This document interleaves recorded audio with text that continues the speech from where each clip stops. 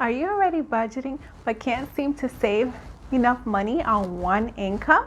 Well, this is the video for you. In today's video, we're going to be discussing some frugal homemaking habits you can apply today.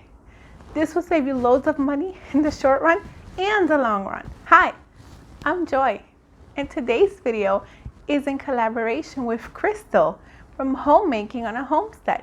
Crystal's an amazing and wonderful person. She's a very experienced homemaker. She's been homemaking her whole life. She has raised 8 wonderful children and has now 17 grandchildren. She has been online since 2005. She has had websites, a blog, and is now on YouTube. I will link her video down below. She has even more tips on frugal homemaking habits. Make sure you like her video and let her know that Joy from She Built Her Home sent you.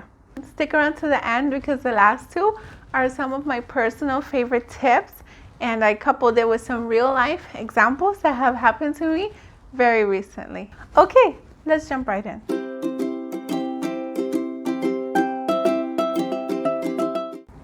Tip number 1, call your companies and reduce the cost. That's right, any company that you have been getting services from, just be sure to call them. You might be able to negotiate something, whether it's your internet provider, cable if you still have, or anything along the lines. You know what services you have. Try to call them up and see if they offer some kind of discount. Just be nice with them. Explain to them that you really do enjoy the services. You just wish that they could be a little bit more affordable. A lot of times, they're super nice to loyal customers. I've tried this a couple of times before when I had cable, and it's worked like a charm. You just be nice and they will most likely be willing to help. The next one is to clear up debt. If you have any debt, try to clear it up immediately. The faster you clear it out, the better. You will not have that income that you used to make for payments as available money that you can apply to the rest of your budget. Whether it's beefing up your savings or any other goals that you may have, once you don't have those payments anymore, that money goes back into your pocket. There's many ways that you can get out of debt, but my favorite way and the way that my family and I have succeeded doing is the Dave Ramsey. I can link him down below if you'd like. By God's grace, with Dave's plan, we were able to get out of $46,000 of debt, save up a fully funded emergency fund. My point is, once we didn't have debt anymore, this income now became available for us to use. Bonus tip, if you're currently working outside the home or if you have multiple sources of income, behave as though you only have one income, budget on that one income. That way, any additional income sources can be extra, either to pay off your debt, build up savings, or whatever your current goal is at the moment. Okay, and the next one is, if you have some sort of skill, make sure you're monetizing it. We all have something you're good at. Can you paint? Do you know how to draw? Do you happen to be great at taking photos? Are you a good baker? Can you knit?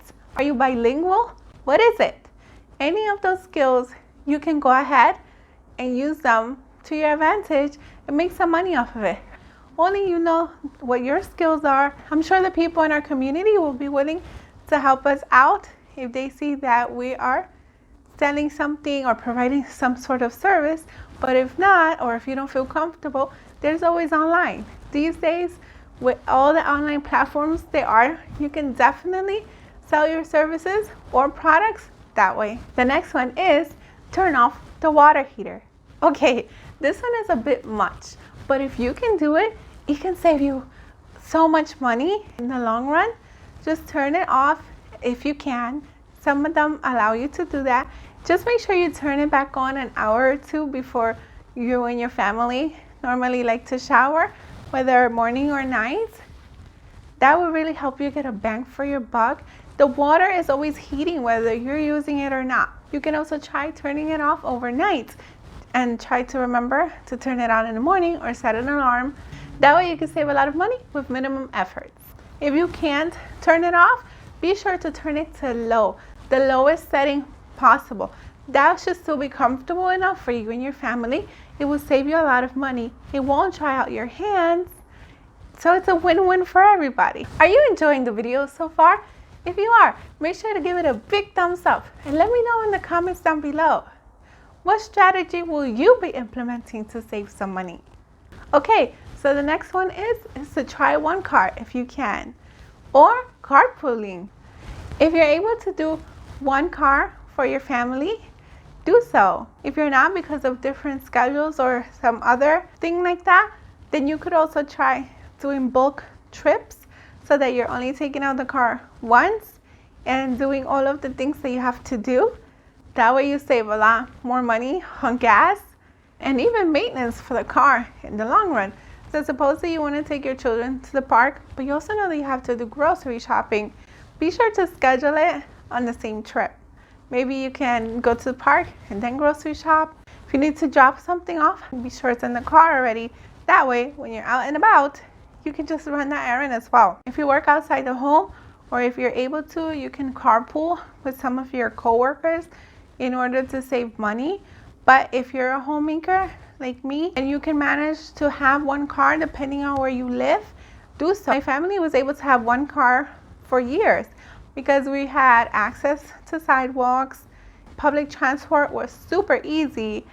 And when moving, the first 6 months that we were here, we managed to be only with one car as well. But it didn't work out for too long as we don't really have access to sidewalks here.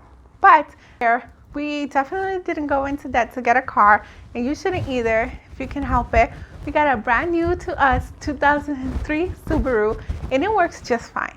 So if you can find a cheap car or no car at all, if you can do it with one car, the better. If your life absolutely calls for a second car right now, then be sure to Google used cars near me, and they usually have websites such as cars.com where you can put the filter of how much you're willing to spend cash, and they will tell you, we spent less than $2,000 for this car and it runs great. Thanks be to God.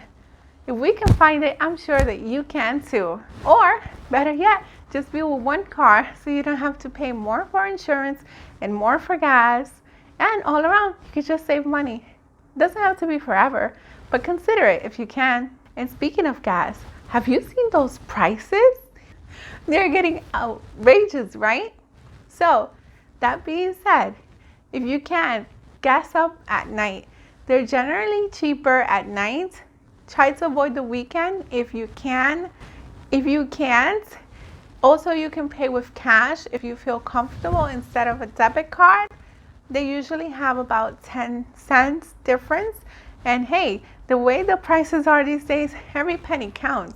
You can also use apps such as Gas Buddy that will help you to save the most amount of money in gas stations near you. All of those tips, you should definitely be able to save a pretty penny. Or if you don't have small children, you could just bike it everywhere, you know? Sounding very appealing right about now with these prices. Okay, so the next one is to shop off brands. There's a lot of fancy name brands these days when it comes to food, but I promise you, it's pretty much the same thing. Well, except for mayo. I have noticed that the mayo tastes very different, but maybe it's just me. Let me know in the comments down below. Am I imagining it or what? But other than that, pretty much everything tastes the same. Bread, yogurt, eggs, you name it. If you can shop off brand, please do. They even have cereals with the supermarket brand that tastes the same or very similar. If you can buy the supermarket brand, that will save you and your family so much money. You won't even taste the difference. If you can buy off brand even for a season, you will see for yourself. Family and I still buy off brand to this day, and we save so much money this way. Give it a try. So the next one is one of my secrets to thriving on one income, thanks to God. Here it is. You ready? Keep a to-buy list. What do I mean by this? Everything you feel that you and your family might need, write it down as you think of it. That way you can buy it slow by slow as income allows. By God's grace, you can just be buying it and you don't have to despair or panic. Just write it down. That way you can get all of the things slowly but surely if you feel you need it, but your family didn't suffer in order to get it. You didn't struggle financially, and yet there the things are. You don't have to buy all at once. But this one is a total game changer and will save you big, big, big bucks. And the final tip is dispute incorrect charges. I know this doesn't happen often, but it can sometimes happen. Make sure that you are checking your bank account on a daily. Make sure that every bill that went out was accurate. Just recently, it happened to us that our home charged us like $2 more. It wasn't much. It wasn't much of a difference, but it was a little off because every month they charged us the same exact amount down to the penny. So I went ahead and called, simple call, and the representative very nicely said there was a glitch, and due to our inconvenience, they will give us a month free. Can you believe it? I wasn't even inconvenienced that much. I mean, it was $2, but a whole month for free, thanks to God. I couldn't believe it. If you see any incorrect charges, don't be shy. Just pick up the phone and nicely ask, what's the worst that could happen? Explain to you why I went there. They realize it's a mistake and give you your $2 back or whatever it was. Or you can get a whole month for free, or you don't never know what else can happen. Just be sure to try. It'll be super worth it. Another example that happened to me recently is, this one was totally my fault even. It doesn't hurt to ask. All right, on our bank account, you have to have this a minimum amount. I didn't know that. So one time we didn't have the minimum amount and we got charged $9. I didn't know what this fee was about. So I decided to call the bank and ask. They promptly began to explain to me that we didn't meet the minimum balance for this month. And that's why we got charged. I explained to them the truth. And guess what? They reversed the transaction, gave us our money back, and now we are informed about the minimum balance fee. Well, has this happened to you? This one was totally on us because that's something that we should have educated ourselves on, but we didn't, and we called, and by God's grace, we were able to get the money back. You just never know what can happen if you ask. So please try it. If you see any off or funny charges in your account, you just never know. Just be checking daily, and if you see something off, be sure to give them a call. They'll more than likely help you. Of course, these tips will work for anyone, but if you want the maximum bang for your buck, be sure that you're implementing these tips to a budget. And a budget is not a bad thing. It just gives you some boundaries about what the money is for. You can have as many or as little categories as you wish, but this is a surefire way to get to financial freedom by God's grace. Those are all the tips I have for you today on Frugal Homemaking Habits. Don't forget that this was a collaboration with Crystal from Homemaking on the Homestead. I will link her video down below. She has even more tips on frugal homemaking.